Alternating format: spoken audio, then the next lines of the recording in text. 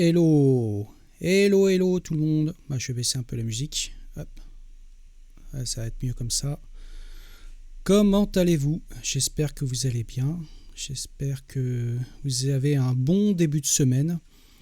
Hop, je vais me désactiver le monitoring. Voilà. Voilà, c'est parti. Bon, bah écoutez, ça fait un petit moment qu'on ne s'est pas vu en live. Ouais, j'ai été pas mal occupé ces derniers temps. Alors, comme vous le savez, sans doute ou pas, pour celles et ceux qui n'ont pas suivi l'histoire, j'ai démarré un nouveau taf il y a 2 bonnes semaines de ça. Et puis j'ai eu aussi les cours que je donne en école d'ingénieur. Donc c'est sûr que ces 2 dernières semaines, j'ai pas eu beaucoup de temps à moi. Et c'est pourquoi il n'y avait pas eu de live ces 2 dernières semaines. Bah écoutez, bonjour tout le monde, salut Laurent, salut Manon, salut Hardware, salut René, salut Fixou, Ugly, salut Mathieu, coucou de Péchabou, Mister Sanglier, salut Sylvain, salut Indevue, salut Fabstock. Bah, bonjour à toutes et à tous, hein. Bah écoutez, bienvenue, installez-vous, on va reprendre les bonnes petites habitudes. Je ne sais pas si ça va durer parce que la semaine prochaine je donne cours aussi. Donc dites-vous bien que la semaine prochaine il n'y aura pas de live sur Twitch. Et puis après ça va être Noël. Donc bon. Donc je pense qu'à mon avis il n'y aura probablement pas de nouveau live, peut-être avant le début de la 2024 à mon avis. Bon, et je vous tiendrai au courant. Anne-Vue, est-ce que c'est chaud mon nouveau poste? Ouais, bah, c'est comme tout nouveau poste qui démarre, c'est toujours un peu chaud parce qu'il y a beaucoup de taf quand on arrive. En plus, bon, moi, vous le savez sans doute, donc je travaille 4 jours par semaine. Donc forcément, je concentre un petit peu tout sur 4 jours. Je récupère une équipe assez conséquente.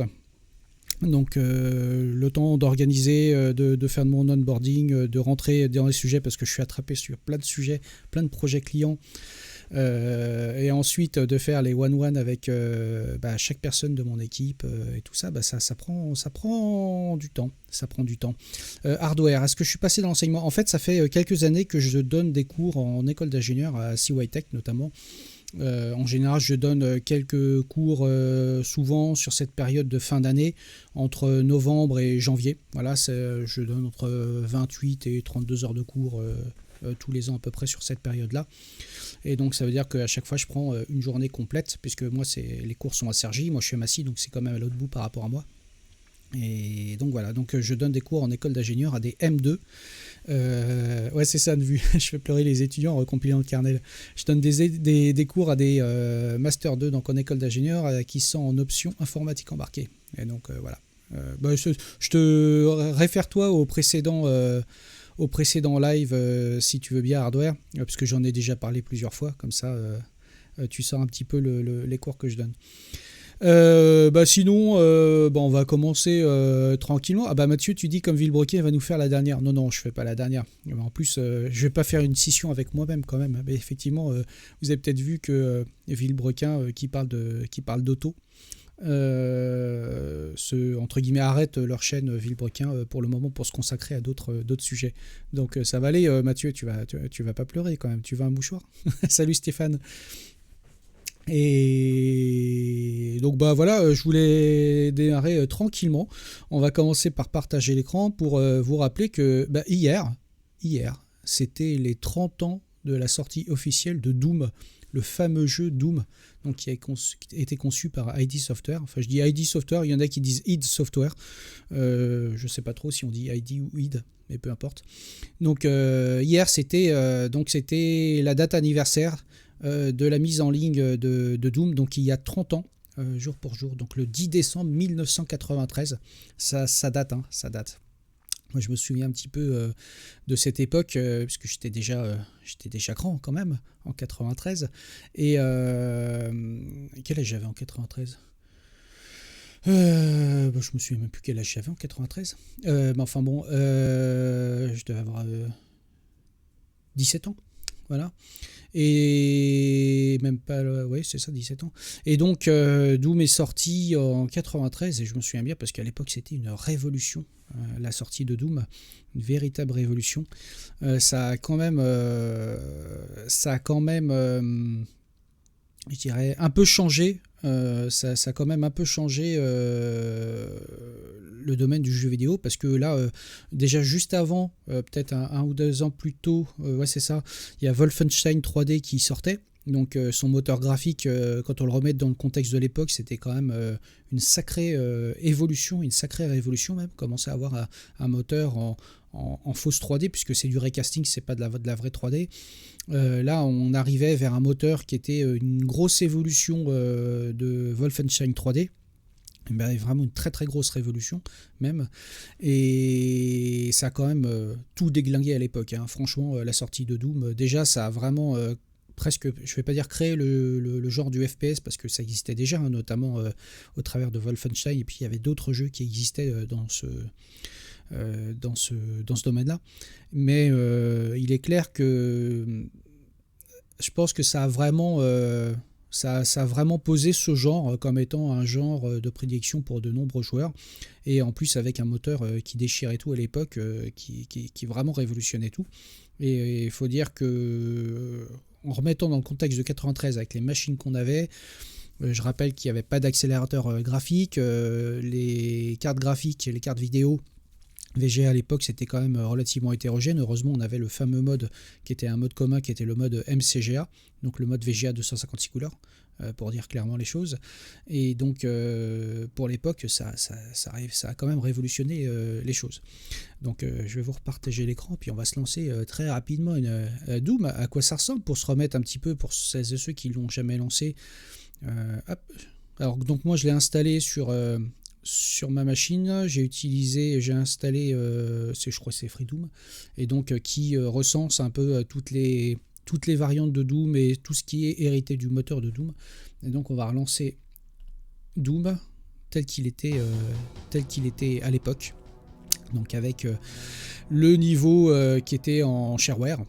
Donc voici Doom tel qu'on pouvait le voir à l'époque. Bon, alors là, forcément, on a l'impression que c'est un peu flou, parce que forcément, c'est mis à l'échelle avec du texturing et tout ça. Mais hop, on va faire un new game. Allez, on y va. Avec la petite musique qui va bien. Allez. Et donc, rappelons que ça, à l'époque, on avait vu ça, on voyait ça nulle part sur nos PC. Hein. C'était lorsqu'on a vu ce jeu arriver sur nos machines, ça a été quand même une sacrée révolution d'avoir un jeu qui tournait, on va dire, à minima à 15 fps ou 30 fps ou un peu plus, selon si on avait une machine puissante ou pas. Il faut se remettre dans le contexte où à l'époque ça pouvait tourner sur un 386 assez facilement. Donc c'était quand même assez impressionnant.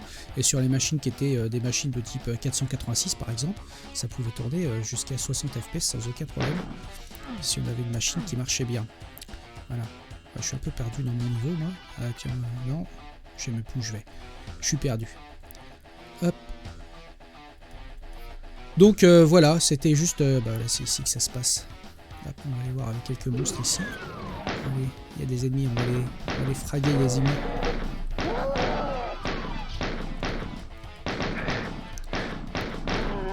Mais oh, on va pas se laisser marcher dessus quand même.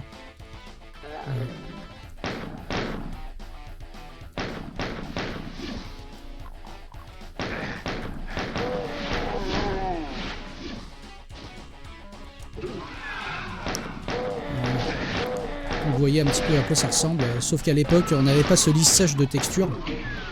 On n'avait pas ce lissage de texture qui existait, et c'était quand même assez pixelisé, hein, on va pas se mentir. Mais il faut rappeler qu'à l'époque on avait donc des moniteurs CRT, donc le rendu est quand même pas du tout le même, hein. Voilà. Alors, salut Fred. Donc, un de vue, ouais, c'était du 320 par 200. Ça tournait dans la résolution, donc de la résolution du mode vidéo MCGA, le fameux mode 13H, et donc qui tournait en 320 par 200.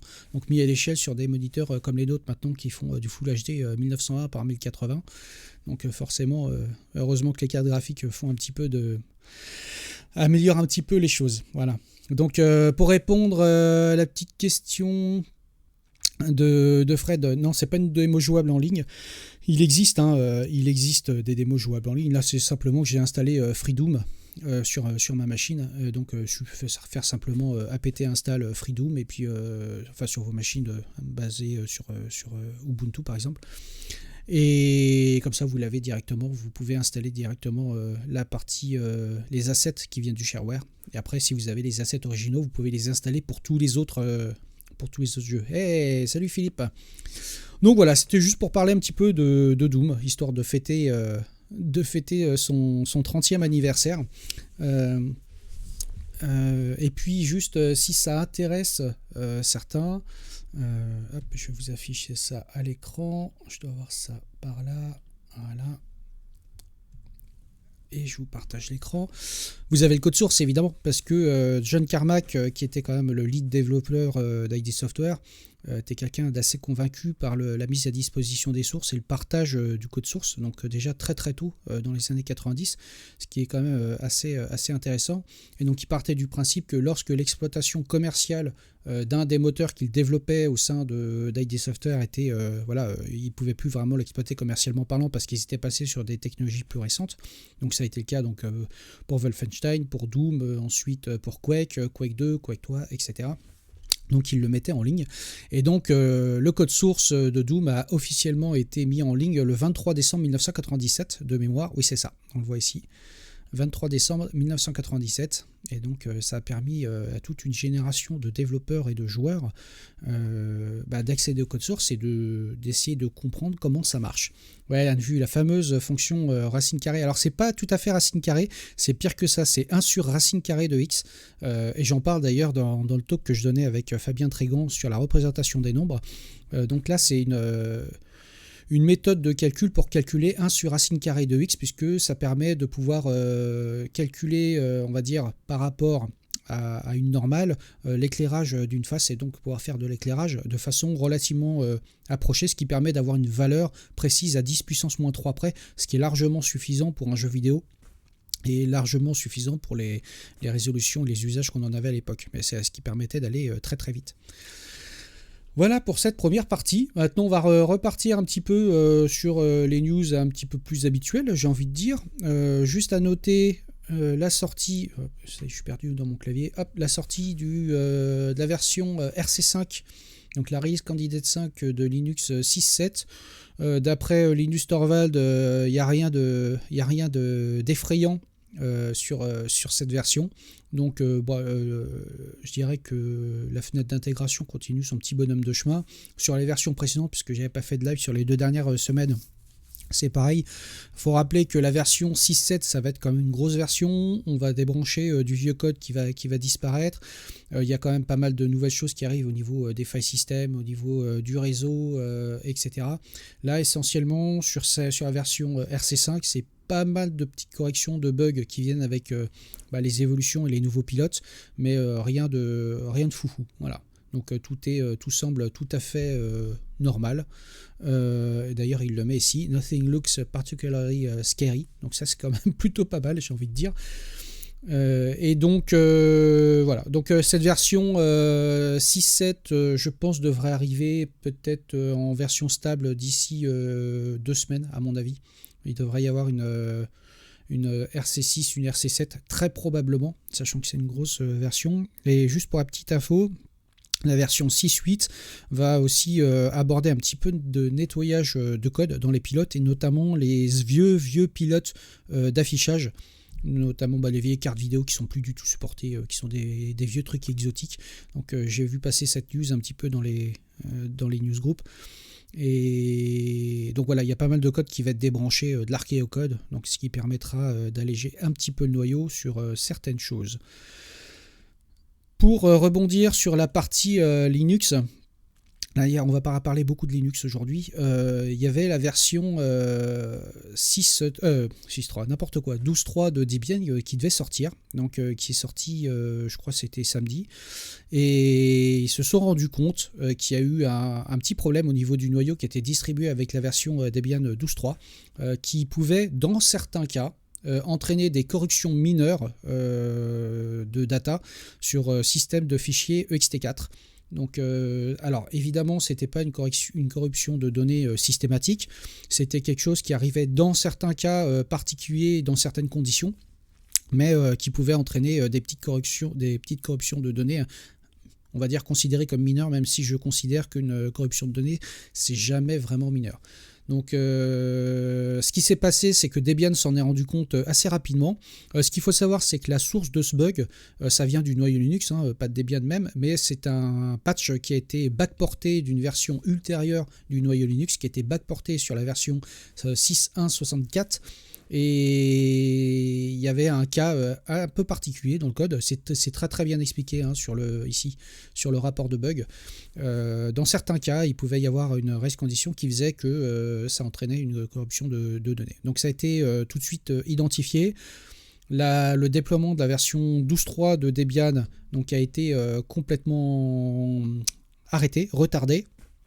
Tous les paquets qui étaient déjà mis à disposition sont restés à disposition, sauf le noyau Linux sur lequel ils ont mis une 403 pour éviter à ce que des personnes fassent un dist upgrade sur leur machine et téléchargent le paquet correspondant au noyau.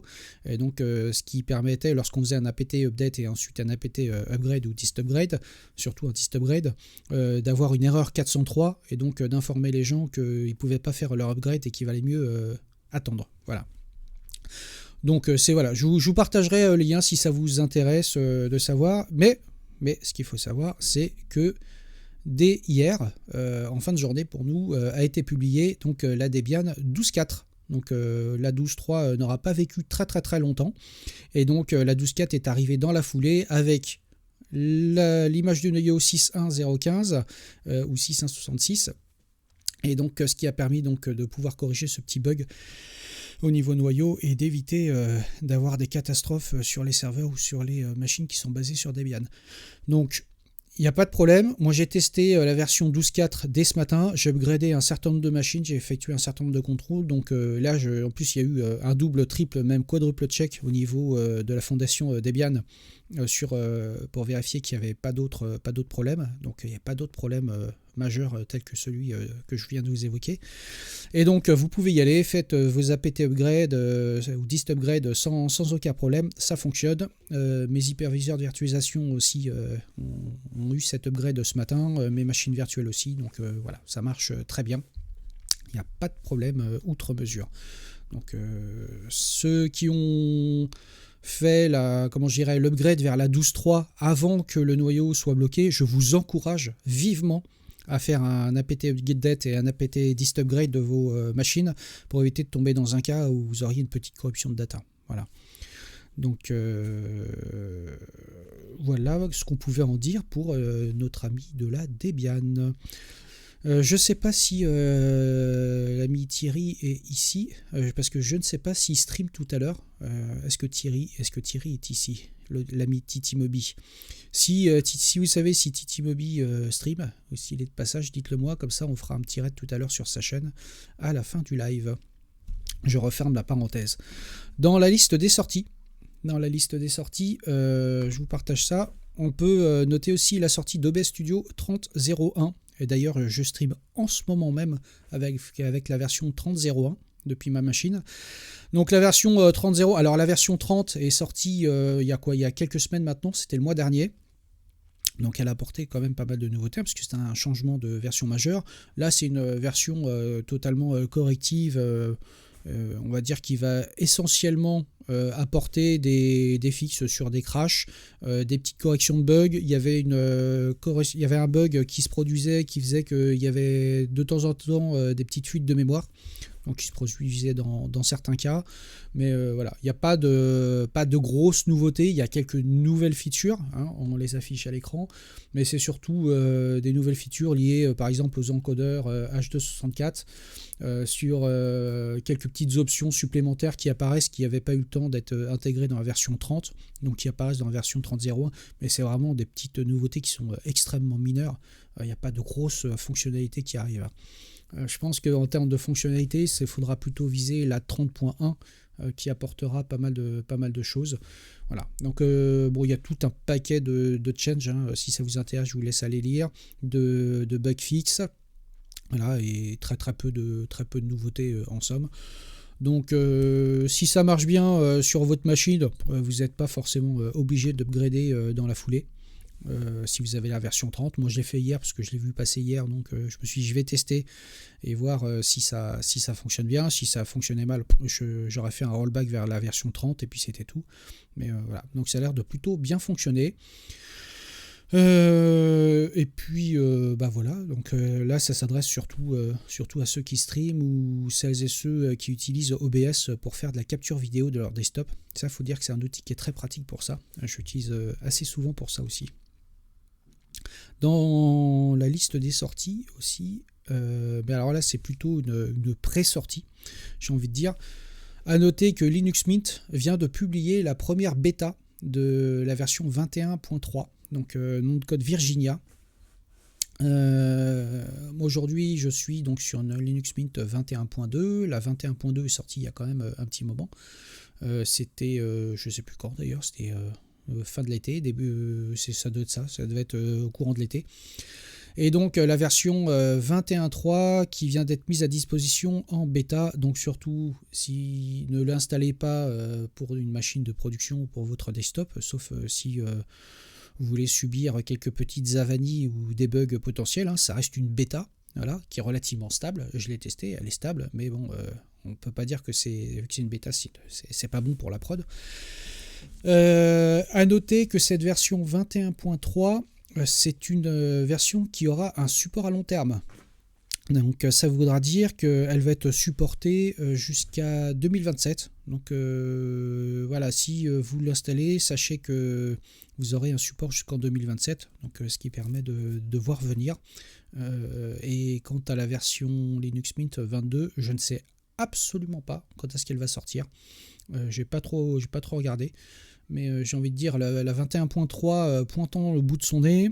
Je pense que ça ira pas au-delà donc de la 21.3 et la 22 devrait arriver, je pense à la prochaine version majeure d'Ubuntu. Il faut regarder un peu la roadmap, je n'ai pas forcément ça en tête, parce que ce qu'il faut savoir c'est que Linux Mint se base toujours, enfin est basé sur une Ubuntu systématiquement, et les versions donc majeures de Linux Mint sont basées sur la version majeure d'Ubuntu. Voilà. Oui, cette Mint c'est du Ubuntu, tout à fait Nida. Ouais. Donc, alors, Hardware, tu dis la 21.2 c'était le 16 juillet dernier. Bah voilà, effectivement, c'était cet été.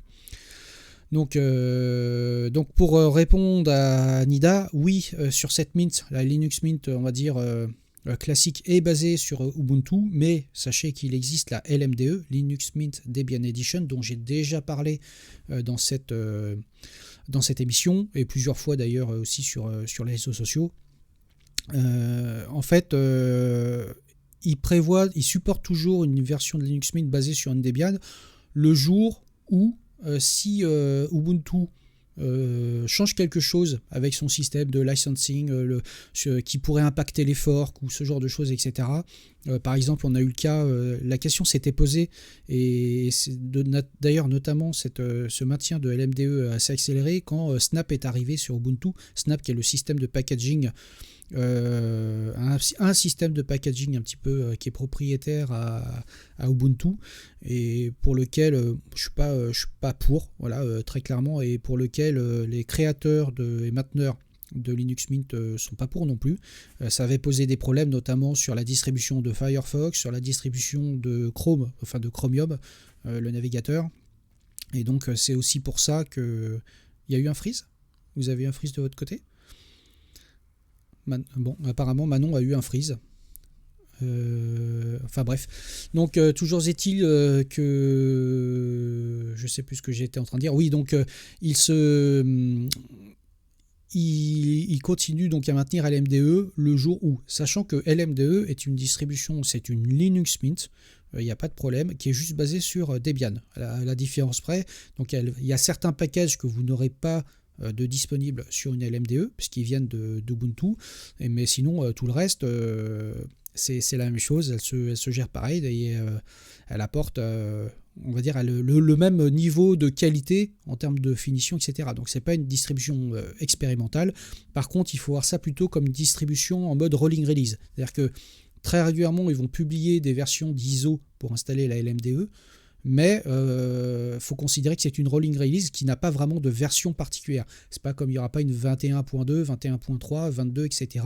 Si vous prenez la dernière ISO, vous installez et ensuite vous faites le dist upgrade, et c'est une version qui est faite pour vivre sa vie au fil de l'eau, comme la plupart des rolling releases. Voilà.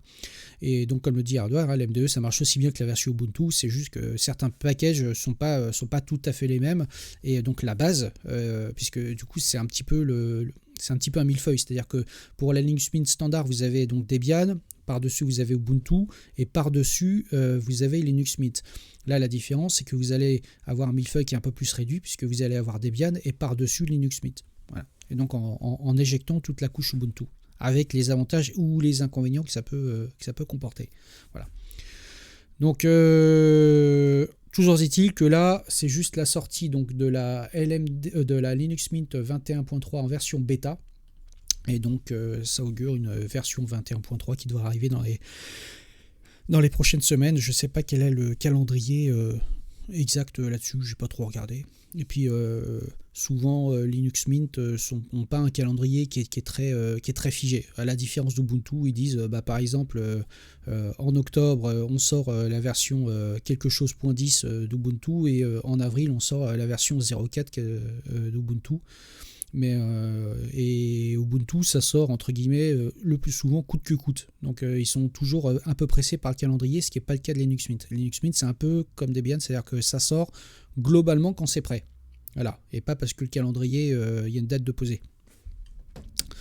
Voilà pour ça, pour la partie news.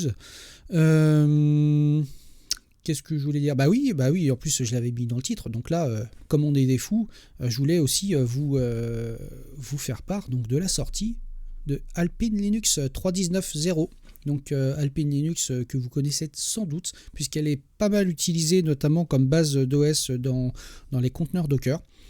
Pourquoi ? Parce que c'est une toute petite distribution qui est relativement légère, et donc qui est très adapté, en tout cas en termes de poids, à l'utilisation dans des conteneurs et notamment des conteneurs Docker.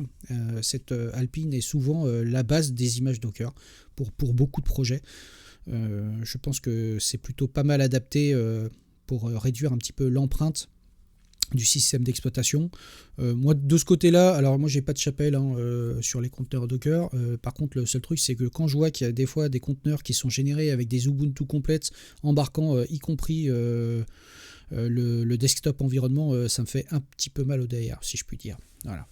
Donc je préfère nettement les conteneurs Docker qui sont basés sur une Debian stable assez classique, ou une Alpine qui fait totalement le taf. Donc Alpine Linux 3.19 est sorti, et vous pouvez aussi tout à fait l'utiliser comme distribution sur vos serveurs traditionnels, plus classiques, pas forcément dans un conteneur. Son usage est adapté au conteneur, beaucoup de gens l'utilisent dans des conteneurs, mais ce n'est pas une distribution qui a été créée pour des conteneurs. Voilà.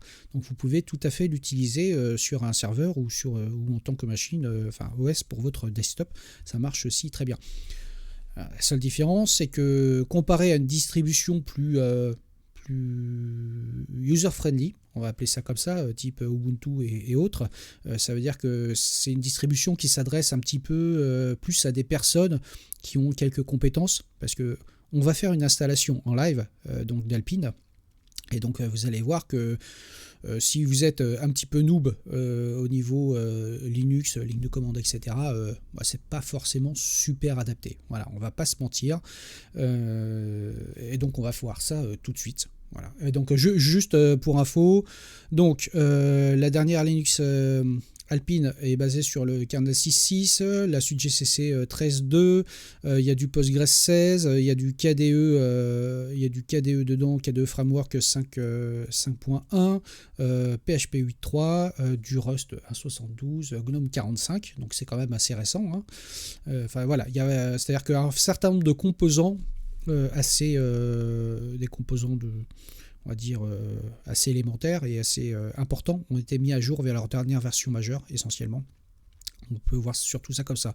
Sur les composants de base d'Alpine, il y a eu effectivement quelques petites évolutions sur le système de packaging et différentes choses, mais rien d'incroyable. Et donc on va aller s'installer une petite Alpine. Voilà, j'ai préparé, donc comme je vous avais fait l'autre fois avec FreeBSD, d'ailleurs j'ai toujours une FreeBSD qui tourne ici, hein. Comme j'avais fait avec FreeBSD, j'ai créé une petite VM donc qui va nous permettre de pouvoir tester Alpine. Alors attendez, je vais regarder aussi s'il y a des choses dans le chat. Bon, rien de spécial dans le chat. Donc, je disais sur Alpine, j'ai créé une petite machine virtuelle, donc vraiment toute petite, machine avec 512 mégas de mémoire vive, 2 cœurs, évidemment une carte réseau, un disque dur virtuel de 4 gigas, et puis je l'ai branché l'ISO 319 que j'ai téléchargé hier dessus, donc rien de foufou, hein. Donc c'est une petite machine virtuelle toute bête, donc qui tourne dans un de mes nœuds Proxmox. Voilà, le fameux nœud qui me sert à faire plutôt des expérimentations. Bah, on va lancer la petite machine, hein. Allez, c'est parti. En espérant qu'on ne fasse pas de bonne aldite pendant cette installation. Allez, c'est parti. Donc ça boot sur l'ISO. Hop, ça va lancer l'Alpine et c'est déjà démarré. Ça, vous voyez, ça boot très très vite. Pour la simple bonne raison, c'est qu'Alpine embarque vraiment que le strict minimum. Alors je vais passer dans le chat.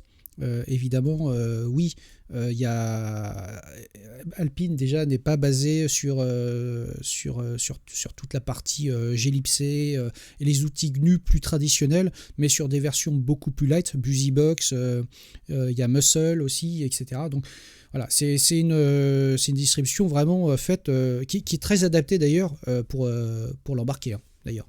Voilà. Donc je reviens sur l'écran. Et on va aller agrandir tout ça. Zou. Voilà, comme ça on y verra plus clair. Donc, une fois que vous avez booté sur l'ISO, bah, il vous suffit de taper route. Vous le loguez en tant que route sans mot de passe. Et là, Alpine vous dit, alors par défaut, évidemment, le clavier, moi je suis en AZERTY, donc le clavier est pas bon, mais c'est le setup d'Alpine donc, qui va nous permettre de pouvoir paramétrer tout ça et donc de l'installer sur notre disque dur. Donc on va taper setup-Alpine. Donc le setup, il est très simple, c'est un setup qui est tout à fait en ligne de commande, donc cherchez pas de setup graphique ou autre chose comme les Ubuntu, les Linux Mint et tout ça. Là on est vraiment super root, donc il va falloir juste faire attention à ce qu'on tape dessus. Donc il nous demande le keymap FR, ensuite on va choisir le keyboard layout FR, voilà, le hostname, donc moi je vais l'appeler VM, je sais plus comment je l'ai appelé, c'était on va regarder ça parce que moi j'ai ma convention de nommage 2030, voilà, VM 2030 .pve.home.arpa, voilà. Ensuite il me dit les interfaces réseau, donc il a éventuellement détecté les interfaces réseau, j'en ai qu'une qui s'appelle ETH0. Ce qui est bien, c'est ETH0, ça change des nouvelles conventions de nommage ENP S032 WZ Tartampion de système D. Hein, enfin, vous connaissez le truc. L'adresse IP de la machine. Donc, je vais lui mettre 192.168.168.30. Voilà. Elle est dans mon VLAN 128. Le netmask, donc 255.255.255.0.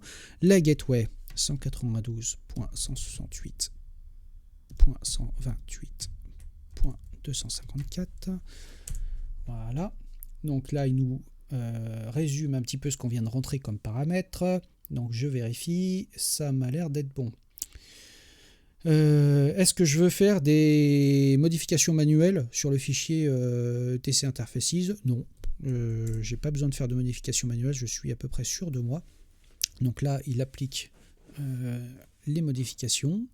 Voilà, maintenant il nous demande DNS domain name. On s'en tamponne. Donc pve.home.arpa. Allez, c'est bien. DNS name server. Alors, c'est 213.186.33.99, puisque là je suis sur un serveur qui est chez OVH. Je vais lui mettre celui-ci. J'aurais pu mettre un DNS interne. Toc, ça m'a l'air pas mal. Alors, on met un petit mot de passe.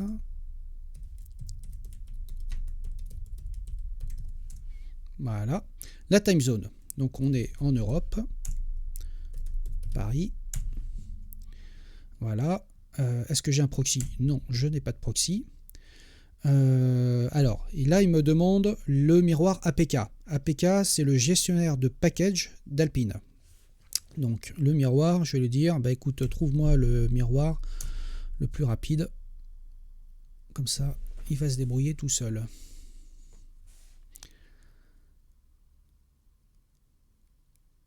Alors, ça va prendre quelques secondes, le temps qu'il fasse son test. J'espère que ça va pas prendre 3 heures.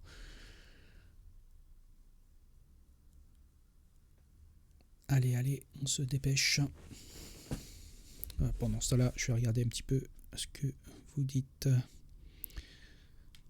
dans le chat.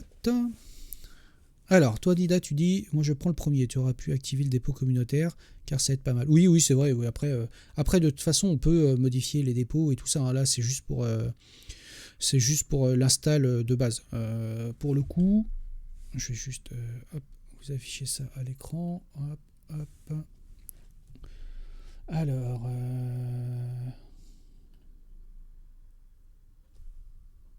que je repartage ça. Donc, pour tout ce qui est modification des dépôts, gestionnaire de package, etc. Donc, je vous suggère d'aller voir la page de Wiki Alpine Package Keeper qui va expliquer un petit peu comment tout fonctionne, comment on définit nos dépôts, etc., etc. Donc, il y a toute une page de Wiki qui est très bien faite là-dessus. Donc, évidemment, ouais, c'est vrai que là, ça prend un petit peu de temps. Là, il va tester tous les dépôts. J'aurais dû en choisir un à la main. J'ai pas été super malin. Voilà, donc très bien. Cette fois-ci, il a fini de trouver le dépôt. Il me dit Setup a user. Est-ce que j'ai envie d'initialiser un nouvel utilisateur? Là, je vais répondre non, mais je pourrais très bien créer un utilisateur non privilégié, comme le propose Debian ou d'autres distributions. Donc, on va faire non. Hop, qu'est-ce qu'il m'a fait? Zou. Non. Voilà. Ensuite, il me demande quel serveur SSH je veux utiliser. Donc, il me propose plusieurs choix. Ça, pour le coup, c'est plutôt pas mal. Il me propose donc de mettre OpenSSH ou Dropbeer. Dropbeer qui est pas mal utilisé, notamment dans le domaine de l'embarqué, notamment tout ce qui est routeur. Par exemple, OpenWRT utilise Dropbeer. Là, je vais laisser OpenSSH. Est-ce que je vais autoriser le login root par SSH? On peut dire oui, yes, no ou prohibit password. Prohibit password, ça signifie simplement qu'on autorise le login par SSH en route, mais seulement avec une clé SSH. Je vais le laisser tel quel. On peut aller télécharger directement une clé SSH quelque part si elle est disponible. Voilà. Et ensuite, maintenant qu'on a fait toute la partie pré-setup, il va me demander sur quel disque je veux installer.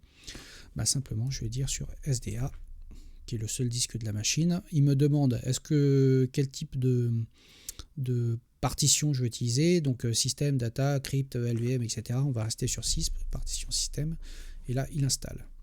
Attention, on est à 2 doigts de tout écraser sur le disque. Il nous demande une confirmation. Allons-y, on est des fous. Et bim, et là, il installe tout ce qu'il faut. Il a partitionné automatiquement et il installe tout ce qu'il faut sur la partition qu'il vient de créer. Voilà. Il nous fait l'initram fs et ça y est, l'installation est terminée. Donc c'est plutôt facile. Donc hop, je vais faire Alt. J'aurais pu faire reboot, hein, mais allez. J'éteins complètement la machine. Zou, et là je vais les retirer le CD puisque je n'en ai plus besoin. Et on va redémarrer la VM.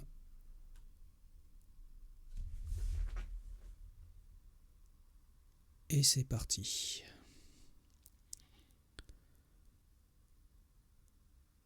Boum, ça y est, on est connecté.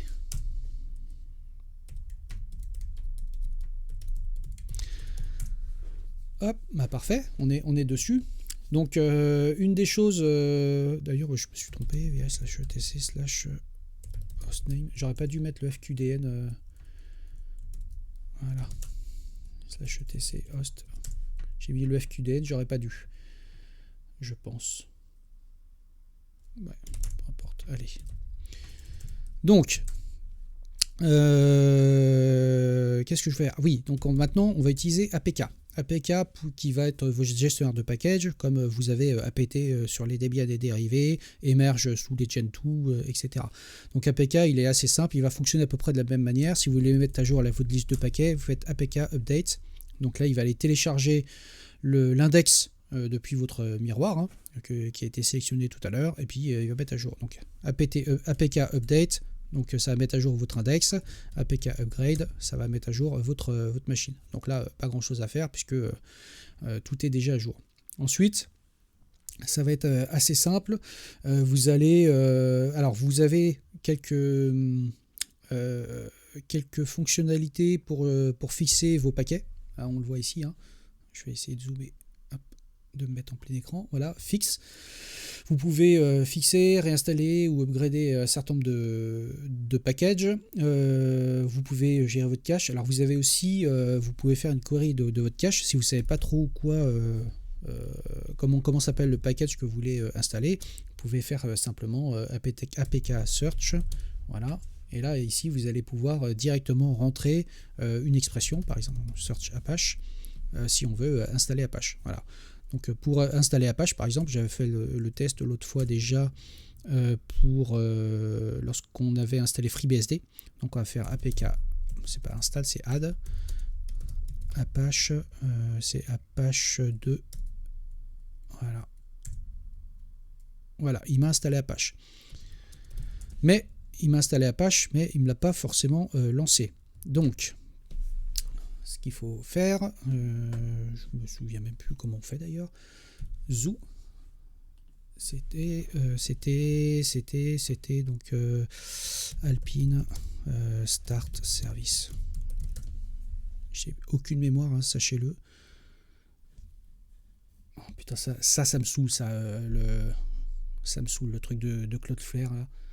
Je sais pas vous, j'en avais parlé l'autre fois, mais franchement, ça me gave. Ah oui, c'est RC Service, voilà, puisqu'on est sur OpenRC. Donc on va faire RC Service, Zoo.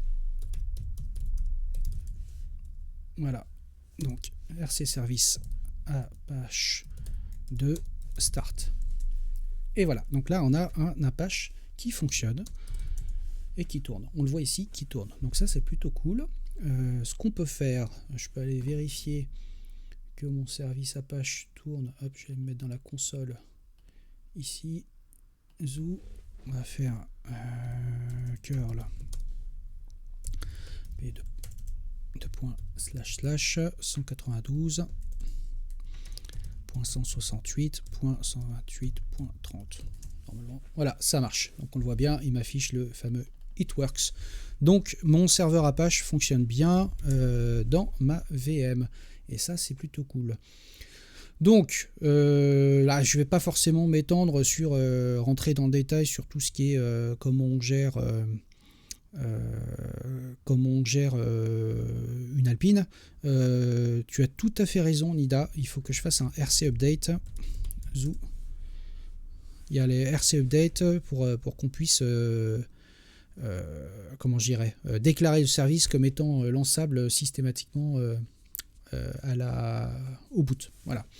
Donc là, je vous laisse vous référer à la doc, hein, qui est plutôt bien faite. C'est sûr que là, on n'est pas basé sur du système D. On est donc sur un système d'init qui est différent. Pour celles et ceux qui sont assez récents dans le monde Linux, sachez qu'avant système D, qui est là depuis quelques années maintenant, on a eu OpenRC, il y a eu sysvinit, enfin il y a eu tout un paquet de systèmes pour gérer les services. Et OpenRC, si ma mémoire est bonne, c'est toujours celui qui est utilisé sous Gentoo, me semble-t-il. Mais peut-être je me trompe, hein. À une époque c'était le cas. Et il y a certaines distributions qui permettent de pouvoir changer notamment son système d'init. Voilà, ce qui était le cas pour Debian jusqu'à il y a quelques années. Mais c'est pour ça que maintenant il y a Devuan qui a tout purgé système D du système pour le remplacer par d'autres systèmes de gestion de service. Voilà.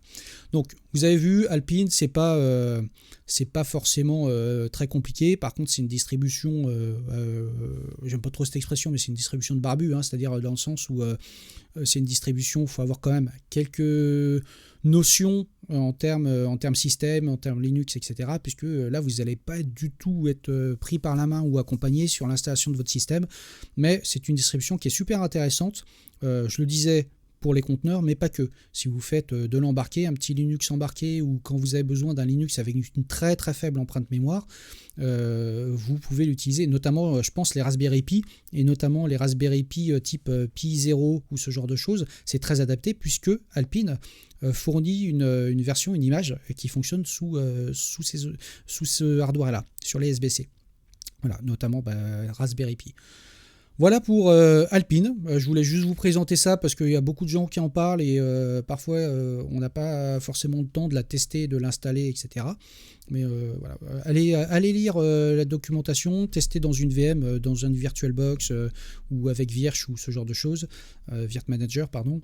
Mais vous allez voir que c'est plutôt assez simple. Et puis là, on redescend, on fait vraiment, avec des distributions type Alpine, on fait vraiment du back to basic. C'est-à-dire, il n'y a que l'essentiel et juste strictement l'essentiel. Et Nida, tu vas en reparler dès que tu recommences les streams. Bah écoute, ce sera avec plaisir que tu reparles de tout ça, d'Alpine, mais surtout des systèmes de démarrage. Là, on a un petit peu dépassé l'horaire. Je ne sais pas si l'ami Thierry stream aujourd'hui. Thierry, je t'invoque si tu es là. Je ne sais pas s'il est là, j'ai l'impression qu'il ne stream pas aujourd'hui. Non, ça n'a pas l'air. Donc on va terminer le live tranquillement. Et il doit avoir du travail, l'ami Thierry. Donc on va terminer ce live tranquillement sur cette petite note d'Alpine. J'espère que ça vous a donné envie de la tester. Peut-être qu'un de ces quatre, on fera un stream juste dédié à Alpine ou peut-être d'autres distributions Linux, type Arch Linux par exemple, qui est aussi une très très bonne distribution. Mais en tout cas, si je dois déjà faire un prochain stream, ce sera déjà faire l'épisode 3 de C++ from scratch. Puisque j'ai quand même démarré la série, il faut quand même que j'avance dessus. Donc je vais voir. Je vais pas dire pendant les vacances parce que j'ai pas de vacances là pendant cette période de Noël, puisque comme je viens de démarrer mon taf et tout, j'ai pas trop de congés. Mais j'essaierai de trouver un créneau à un moment donné pour pouvoir faire l'épisode 3 de C++ from scratch. Voilà mes chers amis et mes chers amis iOS, écoutez, ça m'a fait plaisir de refaire ce stream aujourd'hui, que vous soyez aussi nombreux et aussi nombreuses. Je vais vous dire écoutez, à la prochaine. Je vous tiens au courant, donc ce sera très probablement en début d'année 2024, puisque entre ceux qui seront en vacances et puis moi les lundis où je vais donner des cours, etc., ça va pas être simple. Donc je vous dis à très bientôt. Je vous fais des bisous et puis à ciao. Ciao.